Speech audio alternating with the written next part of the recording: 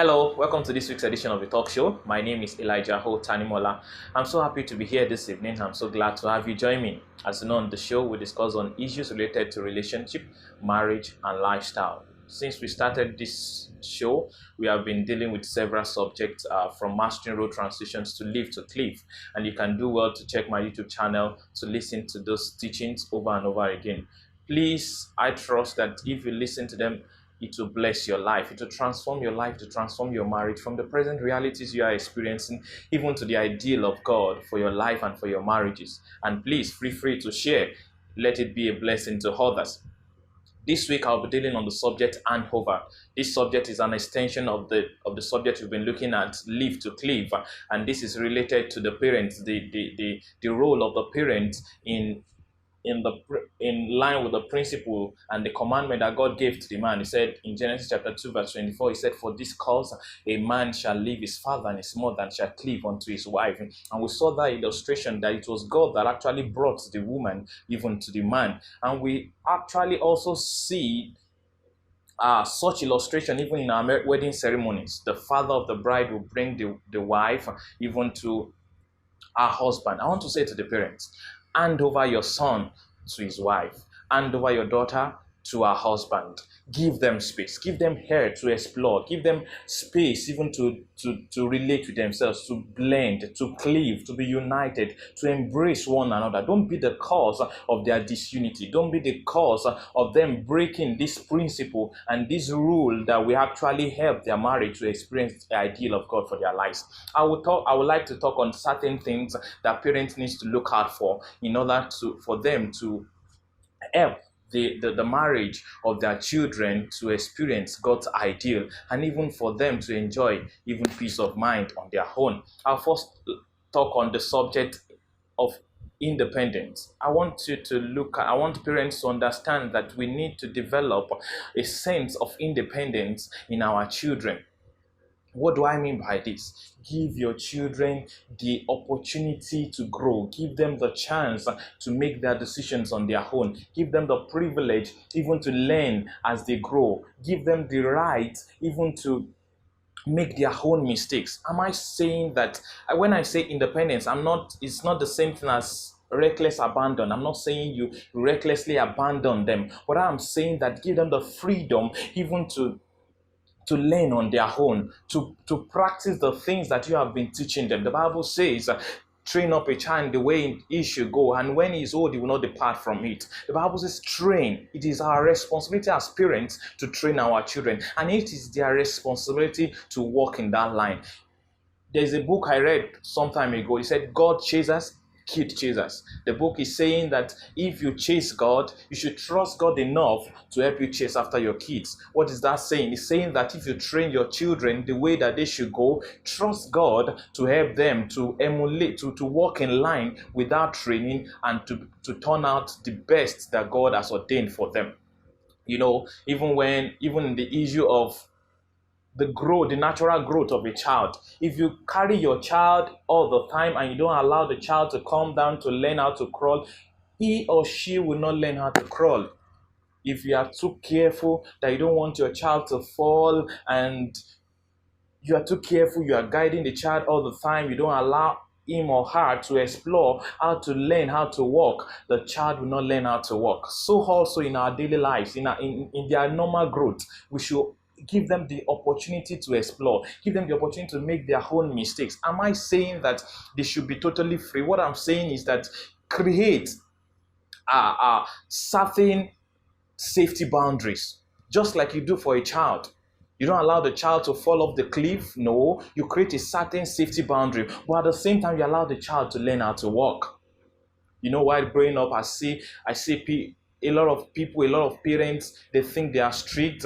They cage their children at home because they don't want them, especially daughters, to be promiscuous and things like that. But I've seen situations whereby the daughter that is kept in the house 24/7, you see the boyfriend jump over the fence, they will have a good time together.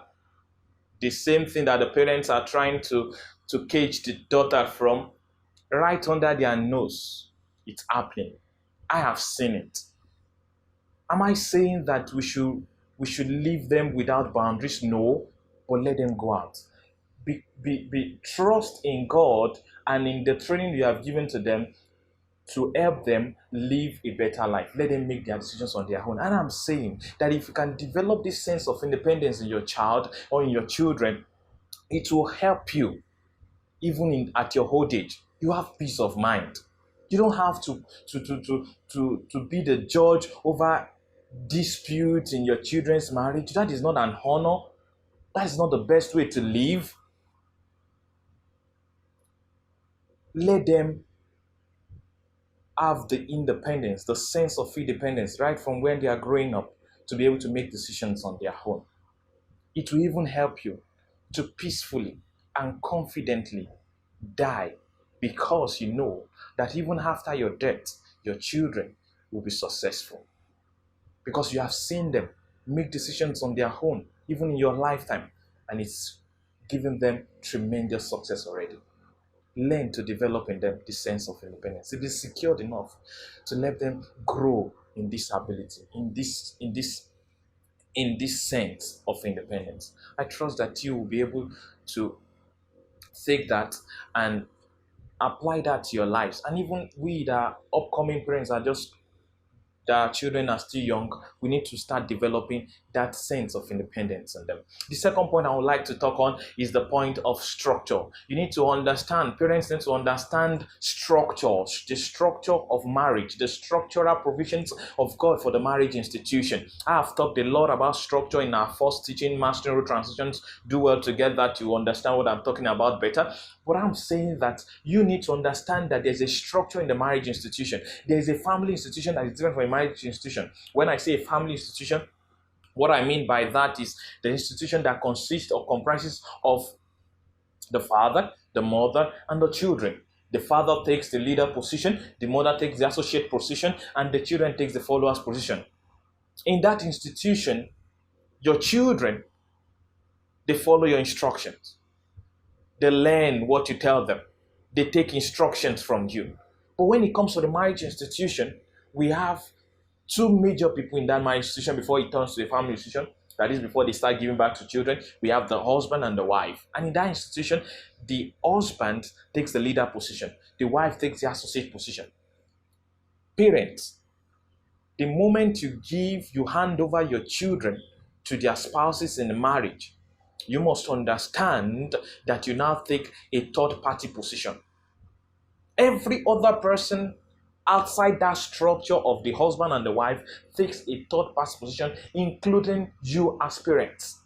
And you must respect that. If you don't respect that, you will not make your children experience the ideal of God in their marriages. You'll be a major source of dispute in their marriages.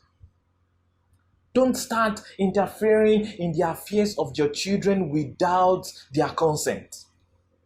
You don't just come to their house and start complaining over everything. No, you are crossing a institutional structural boundary that way. Learn this. Let them come to you as an external consultant. If they need advice from you, let them come to you and ask for advice. Put yourself in that position of an external consultant the moment your children get married. That will help you. That will put you in the position of honor and respect. Let them respectfully come to you. I'm not saying that you see something that needs an improvement. You don't suggest that to them. You don't suggest the area they need to improve on. But I'm saying that make it a suggestion. Understand that your third party position takes a suggestive role. It takes a role that you can only give them opinions and advices. You can't compel things on them. You can't just badge on them and start telling them things to do. No, you are not the commander-in-chief of that marriage. You are an external party. You take a third party position. And you must honor that. You must respect that. Stick to your jurisdictional boundary in that marriage institution. Understand your role. Understand your place. Understand your position. It doesn't make you less important. It doesn't make you of little importance. It doesn't make you disrespected.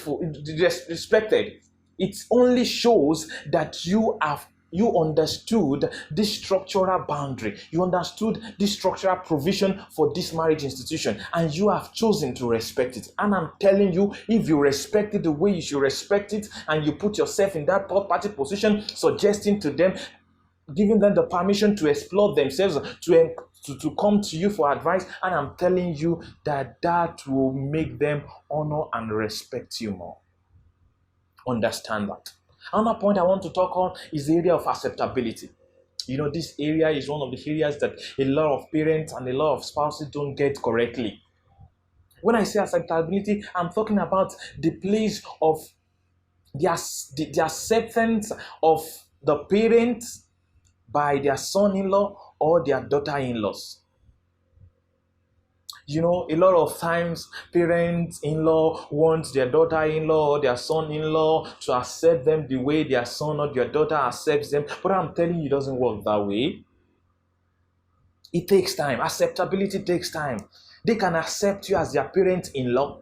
That is fine. That is natural. That is what they should do once they make up their mind to get married to your son or your daughter. But I'm telling you, they can't put you at the same level of intimacy that they have with their parents. That takes time. It's a relational thing, and it has to be built over the years. It has to be built over time. It's not something that just jumps on them. It's not something that they can just cope with. It's not something that they can just manage that way. Please understand this. Parent-in-law, understand this. Understand that your son-in-law, your daughter-in-law needs time to grow in intimacy with you in order for them to accept you the way that you expect them to accept you. And don't have a too high expectation of this. Give them time. Give them time to flow in this. Let it flow from them. Don't force it on them. Let it flow from them. Let it flow from their heart. Don't force it. It takes time. They have lived their own parents over the years. They have learned to live with them. They have learned to live with their mistakes, with their weaknesses. But they are just getting to know you.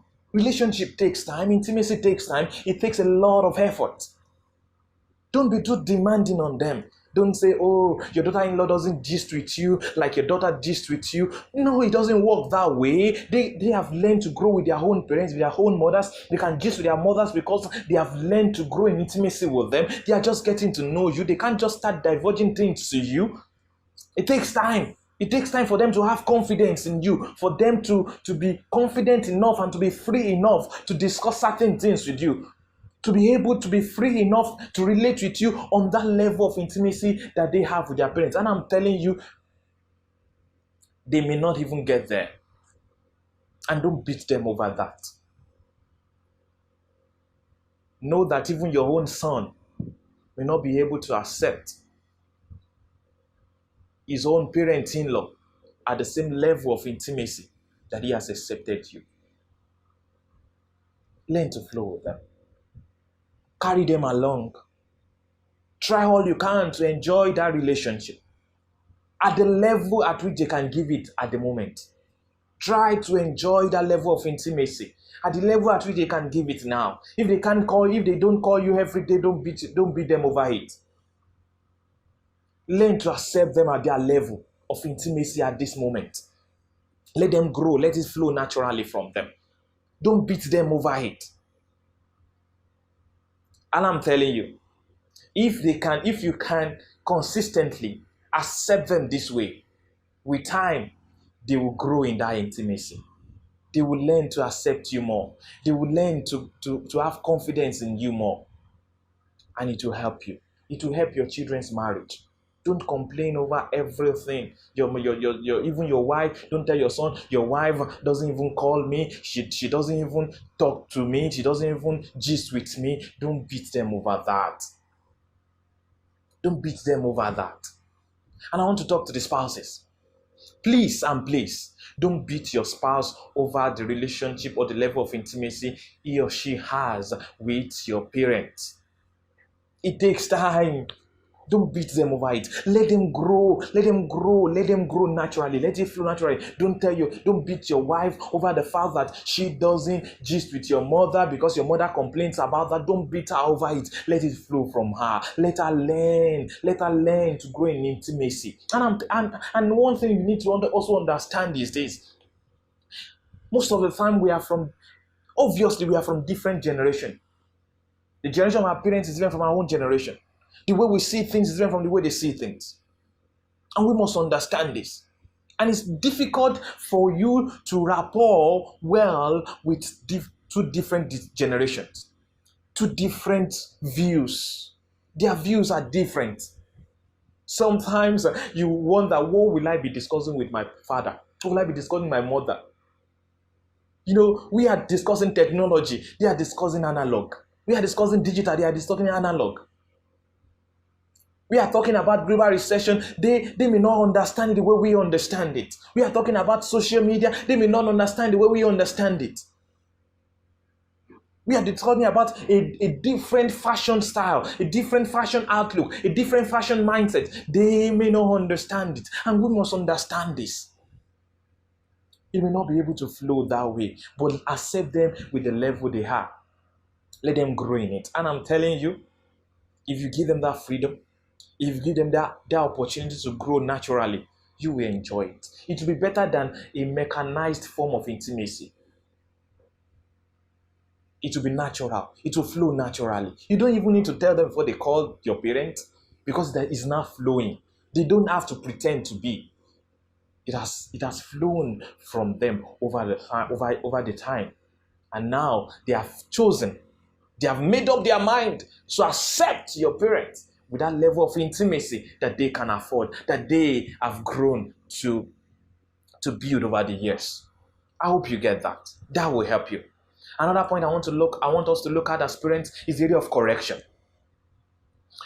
I want to first talk about correction in the line of a parent to his or her son or daughter.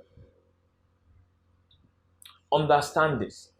I want to tell you, don't mention or don't correct a weakness that your son-in-law or your daughter-in-law has not complained to you about in the presence of both parties. What do I mean by this? Perhaps you go to pay them a visit, and you saw a weakness in the life of your son or your daughter in relation to his or her spouse, and this weakness, your son-in-law, your daughter-in-law has not complained to you about it before. Don't mention it in his or her presence. Call your son privately. Call your daughter privately. Mention that. Suggest a need for improvement in that line without the awareness of his or her spouse. Why am I saying this? Most of the time we act and react based on the information that is put before us. If we don't notice something, we don't react against it. We don't act against it. I'm telling you, if you don't apply wisdom in this, you may trigger dispute in that marriage as a result of a weakness that never meant anything serious in the first instance. Suggest it privately. Let your daughter, let your son learn to improve on it privately. Don't say to your daughter, is that the way you should serve your husband? In the presence of the husband, eat that meal that day. Let it flow. The husband has not seen that weakness. Don't bring it before him. Don't make it obvious to him. If you make it obvious to him, he starts expecting a different thing from his wife. He starts expecting that ideal from his wife. He has not seen it before. Let it be that way. Call your daughter privately. Suggest it to her. Let her improve on it. And when you are suggesting, don't suggest as the father, mother tone that you used to use when he or she is still young. Suggest it in a way that shows that you are trying to counsel him or her, to encourage, to advise. He or she will get it clearly that way. Don't say to your son, don't you know You should go and help. Don't you know you should help your wife in the kitchen, or you should help you should help your wife with what she's carrying? Don't say it in the presence of the wife. The wife may not have seen that weakness before. She may not have seen that weakness. And she obviously, if she has not seen that weakness before, she's not expecting anything different at that moment. Call your son privately. Suggest it to him. Tell him to improve on it. And let them flow. Let them grow that way. If you're with time, the wife may notice a change. The husband may notice a change. Let it be that it's coming from them. Let it be that, oh, he is seeing it that, oh, my wife is now getting better. I think something is changing. I think I'm enjoying this more. Let them flow that way. Let them learn to accept themselves for who they are without you interfering and causing dispute. I hope you get that. Another point I want to talk about in the area of correction is correction in with respect to your son or your daughter-in-law. Don't correct your son or daughter-in-law with the way you will correct your own son or your daughter. Don't use that parent's tone that has the authority to chastise. He or she is not your son, your biological son or daughter. Understand that. She may have a resistance to that kind of authoritative voice. He may have a kind of resistance to that kind of chastening tone. I hope you get that. It is important for you to understand this. Correct your son or daughter-in-law with a tone of a counselor, of a sister, of an elder statesman that is trying to advise someone who is younger. Not in a commanding tone, not in a compelling tone. You must understand this. If you consistently correct your son or daughter-in-law in a compelling tone, in an authoritative tone, in a tone that is condemning him or her, and is making him or her feel embarrassed, I am telling you to take a well-trained daughter or son-in-law that has enjoyed the grace of God and the grace for humility and self-control not to disrespect you. What I'm saying in essence is you are writing letter of disrespect. And I'm telling you, if you consistently continue like that, you will soon be disrespected in that marriage. And if you trigger such disrespect based on this ignorance of how you ought to correct, it will cause dispute in that marriage, because your son or your daughter will want to react against that, and that will be the cause of dispute and chaos in that marriage. And I know that you don't want the marriage of your children to be chaotic. Please understand this. Please understand this. Let your marriage of your children have good relationship with you, and you will do well to make this happen by learning to correct them in a way that shows that you are only advising and suggesting to them, in a tone that shows that you are advising them and counseling them. I hope you get that. It will help you. It will help your life. Yeah, another thing I want you to look at is the area of priority. You must understand the priority reality of the marriage covenant. The Bible says, Jesus Christ speaking, he said, the two shall become one flesh. Matthew 19 verse 6. He said, the two shall become one flesh. And he said, what God has joined together, let no man, including parents, put asunder. You must understand this priority. The moment your son or your daughter gets married, the spouse becomes the highest priority, the person that takes the highest priority in his or her life. The spouse becomes the most important human personality to your son or to your daughter. You must learn to understand this, and you must learn to accept this. In fact, I will put this to you that we must learn as parents to be secured enough to encourage our daughters and our sons to take their spouses to make their spouses the highest human priority in their lives, the most important human personality to them. Encourage them that way. If your son is not that close to his wife, you must encourage him to be.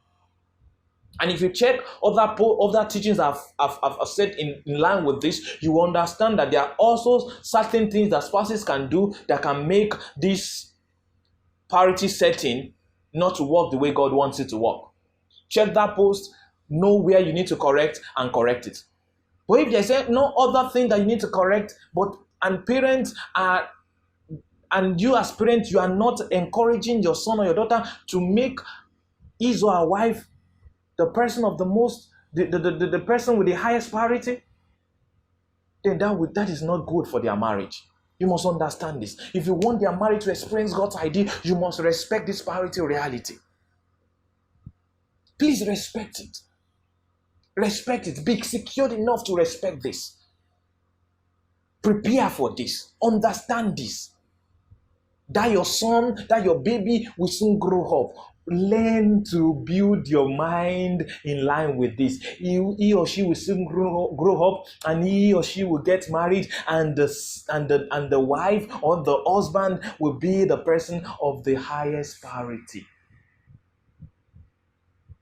Please make up your mind, understand this, and it will help your children's marriage and even give you a peace of mind. Because when your children's marriage is experiencing God's ideal, I am telling you, you will enjoy peace of mind.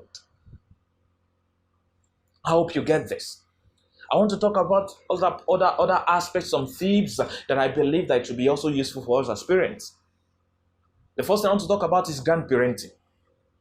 Please, grandparents, you are not the parents of your children's children.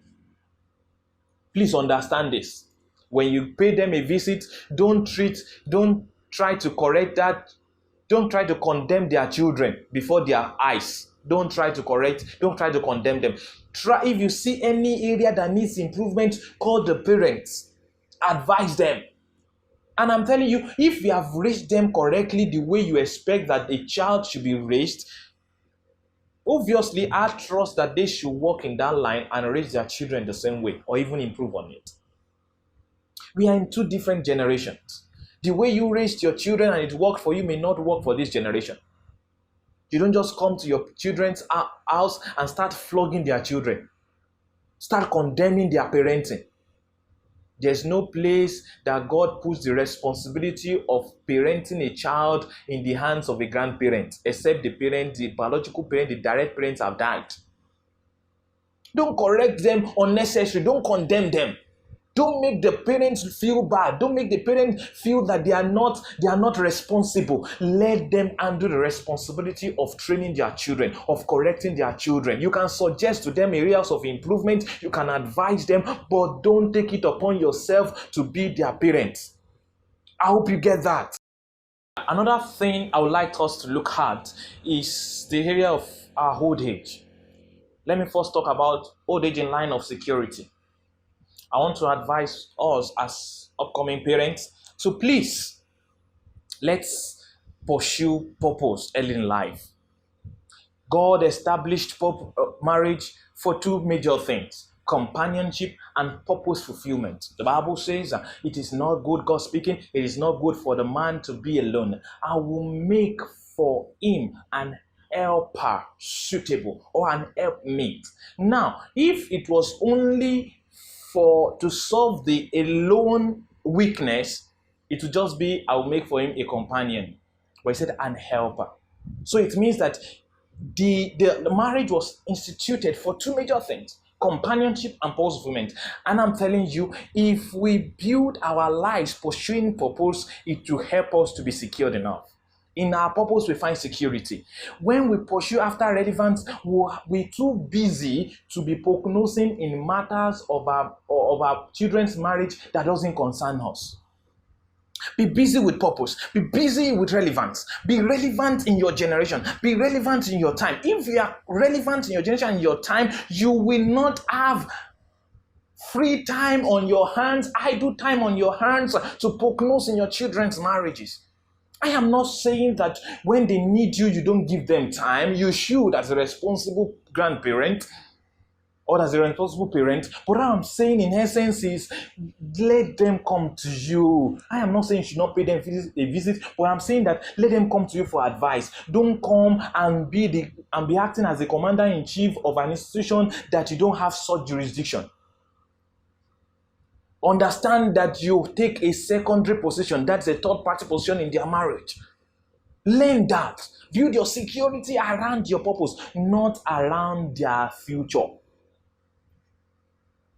Don't build your security. Most of the time I've seen old people, one of the challenges I've seen with old age is that at old age, people want relationship. Don't when you build your life around relevance, you will have the right relationship around you, and you don't need to depend on your children's marriage for that kind of relationship. Because when you are too burdensome on them, you become irrelevant, you become disrespected.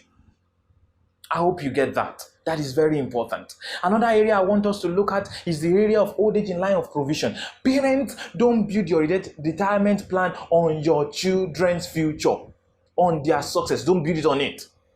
Don't say, oh, I am training you so that at old age I will eat the fruit of my labor. My dear, the Bible says a good man leaves an inheritance for his children's children. Daddy, mommy, grandma, grandpa, let us, even we as youth that are just coming up, let us build our provision trusting in God. Let us make provision for our old age, ourselves, without having to depend on our children's success in the future.